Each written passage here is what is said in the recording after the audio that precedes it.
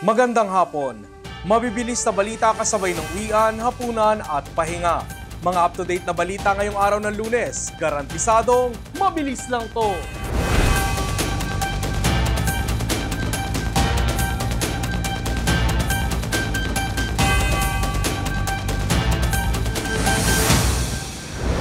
Tiwala si Pangulong Marcos na magiging patas ang investigasyon ng binuong komisyon na mag-iimbestiga sa mga anomalyang flood control projects.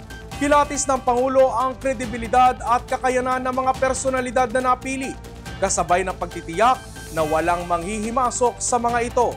May mananagot, may makukulong. Narito ang report.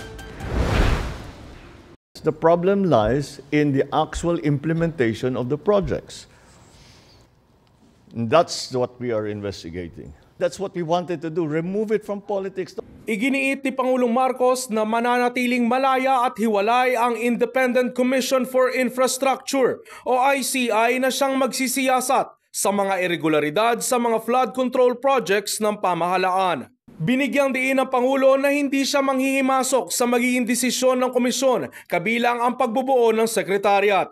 Binigyang punto rin na walang sasantuhin ang direksyon ng investigasyon. Well, there's only one way to do it, isn't there? They will not be spared. All right. Anybody will say, hindi, wala tayong kinikilingan, wala tayong tinutulungan. Wala namang maniniwala sa'yo hanggat gawin mo eh. Tiwala rin ang punong ehekutibo sa kakayanan at pagiging patas ng mga personalidad na bumubuo sa komisyon. Andyan anya si dating Associate Justice Andres Reyes na magiging chairperson ng ICI. What we needed was somebody like Justice Andy Reyes, because he is a former justice. And he will know how to conduct those hearings, procedures, so that they are legally correct, procedurally correct. Si dating DPWH Secretary Rogelio Babe Singson. As a former DPWH Secretary, he has a good idea of, shall we say, where the bodies are buried.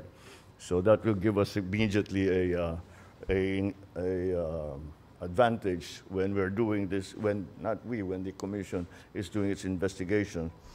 Bihasang CPA Rosana Fajardo ng SGV&Co. We also, of course, a lot of the work will be on an accounting job, forensic accounting. So, of course, the expert Rosana Fajardo from the SGV will be able to provide that expertise. At si Baguio City Mayor Benjamin Magalong bilang Special Advisor. There have been questions as to why Mayor Benji has been included. And the answer is very simple. When I went to Baguio, tinignan ko yung mga malabo na flood control project, ay sinalubong niya kaagad ako ng isang report. Investigador naman talaga. Si Mayor Benji. Bibigyang kapangyarihan din ang komisyon para magsabpina ng mga personalidad na dapat usisain. Sakali namang no-show ang ipinapatawag, they will forward those findings to the proper agency. Should it be the Ombudsman? Should it be the DOJ? If such personalities continue to avoid or not cooperate with the Ombudsman or the DOJ, doon sila makokontempt. Sinegundahan naman ni House Speaker Martin Romualdez ang mga hakbangin ng Pangulo. Anya, wala dapat itinatago at hindi ililihis ang interes ng taong bayan. Isang oportunidad anya ito para linisin ang sistema. Pagtitiyak pa ng Pangulo, may mananagot, may makukulong at ipapaayos muli sa mga kontratista ang mga dispalinhadong proyekto. Ipinunto rin na ang presidente ang nagsiwalat ng anomalya sa flood control kaya't naiintindihan nito ang sentimiento ng mamamayan basta't sa mapayapang kilos protesta lamang. Do you blame them for going out into the streets? If I wasn't president, I might be out in the streets with them. So, you know, of course, they are enraged. Of course, they are angry. I'm angry. We should all be angry because what's happening is not right. So, yes, express it.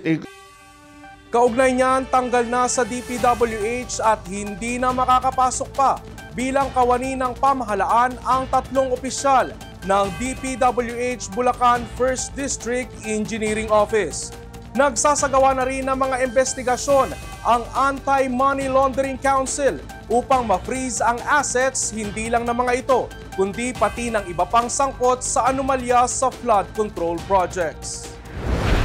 Sinibak na sa serbisyo ni DPWH Secretary Vince Dizon ang 3 opisyal ng DPWH Bulacan 1st District Engineering Office dahil sa mga anomalyang flood control projects. Tinanggal sa pwesto ang tinaguriang BGC Boys o Bulacan Group of Contractors na sina dating Assistant District Engineer Bryce Erickson Hernandez, Construction Section Chief JP Mendoza at Accountant Juanito Mendoza. Sa investigasyon ng kagawaran, guilty ang mga ito sa disloyalty, grave misconduct, gross neglect of duty at conduct prejudicial to the service. Maliban sa dismissal, pinatawan din sila ng perpetual disqualification sa anumang posisyon sa gobyerno alinsunod sa direktiba ni Pangulong Marcos.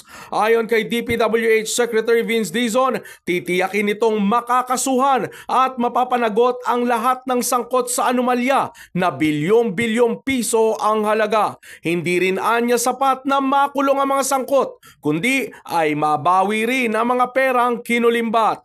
Nakikipag-ugnayan na rin ang kalihim sa Anti-Money Laundering Council o AMLAC para ma-freeze ang mga ari-arian at pera ng mga ito. Kasama rin sa sisilipin ang mga assets ng kanilang mga kaanak.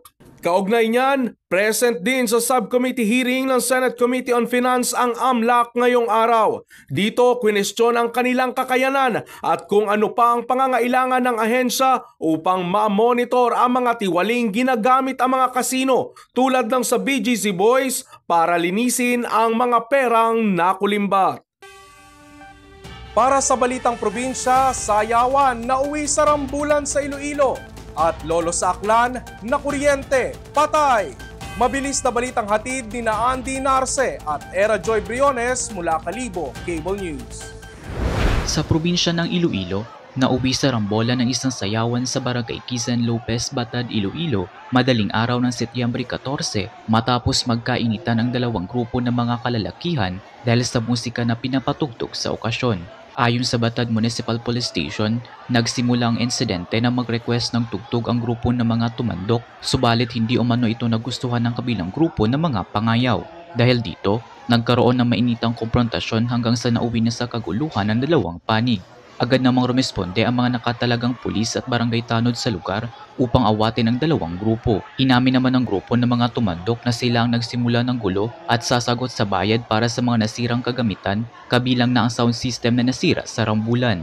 Andy Narce para sa OLTV News, Channel 2. Patay ang isang 62 anyos na lolo matapos makuryente sa loob ng bahay nito sa Sitio Ilaya, Dumga, Makato. Napansin ng kapatid ng biktima na parang hindi na gumagalaw ang senior citizen at nakadikit na ito sa pintuan ng kanyang kwarto. Akala nila noon ay lasing lang ang biktima, pero nang tingnan nilang mabuti, ay dito na nila napagtanto na wala ni itong buhay. Pinaniniwala ang nahawakan ng biktima ang nakabukas na live wire ng switch ng ilaw na malapit sa pintuan ng kwarto nito dahil may paso sa palad ang biktima at basa ang lupa sa paligid dahilan ng kanyang pagkamatay. Era J. Briones para sa OLTV News, Channel 2. At sa sports balita, muling nakuha ng Germany ang kampyonato sa FIBA Eurobasket matapos talunin ang Turkey. At legendary British boxer Ricky Hatton natagpo ang wala ng buhay sa tahanan nito. Malungkot na balita, pumanaw na si professional British boxer Ricky Hatton sa edad na 46. Natagpuan na wala ng buhay ang British boxer sa tahanan nito sa Great Manchester Linggo ng umaga. Ikinalungkot naman ni Manny Pacquiao ang biglaang pagpanaw ng tinaguriang The Hitman at inalala ang husay nito sa loob at labas ng boxing ring. Schroeder running out the D, puts it up from the strike! Got it! World Championship DNA!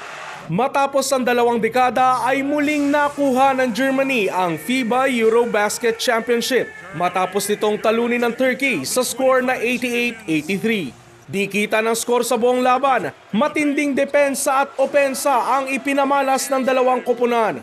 Sa last 1 minute ng fourth quarter, dito na nag-step up si Dennis Schroeder. Takes it deep, high off the glass and in! Crucial layup at mid-range jumper ang ipinasok nito para makuha ang kampyonato. 1993 nang huling makuha ng Germany ang Eurobasket Championship. At yan ang mga up-to-date na balitang nakalap ng All TV News ngayong hapon. Para sa iba pang balitang mabibilis, bisitahin ang aming website, alltv.ph/news. I-like at i-share din ang All TV News PH sa Facebook at YouTube at makinig sa All Radio 103.5. Mapapakinggan nyo na rin po kami ngayon sa Spotify. Ako si Ralph Lopez. Magandang hapon.